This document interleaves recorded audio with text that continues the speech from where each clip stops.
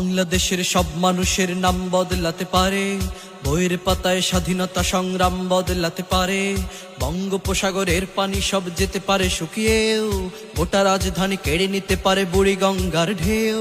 সুন্দরবন কেটে হতে পারে ইটের ভাটার লাকড়ি, শিল্পপতিরা দেউলিয়া হয়ে খুঁজতে পারেন চাকরি। চোর গুন্ডারা পেয়ে যেতে পারে মন্ত্রীর মর্যাদা, আইনের ফাঁকে কালো টাকা সব হয়ে যেতে পারে সাদা। অনেকেই বলে এই দেশ নাকি হুজুগ জাতির দেশ, দফায় দফায় বদলায় এর রং ঢং পরিবেশ। তাই বলে ইসলাম এ দেশে হুজুগে হবে না শেষ, হুজুগে হবে না শেষ। ইসলাম এ দেশের পরতে পরতে জনপদে ঘরে ঘরে, ইসলাম এ দেশের 90% মানুষের অন্তরে। ইসলাম নিয়ে কেউ ছিনিমিনি খেলে এমন সাধ্য নেই, আর কিছু থাক না থাক তবুও ইসলাম থাকবেই। সবকিছু বদলে যাক তবুও ইসলাম থাকবেই, আর কিছু থাক না থাক তবুও ইসলাম থাকবেই।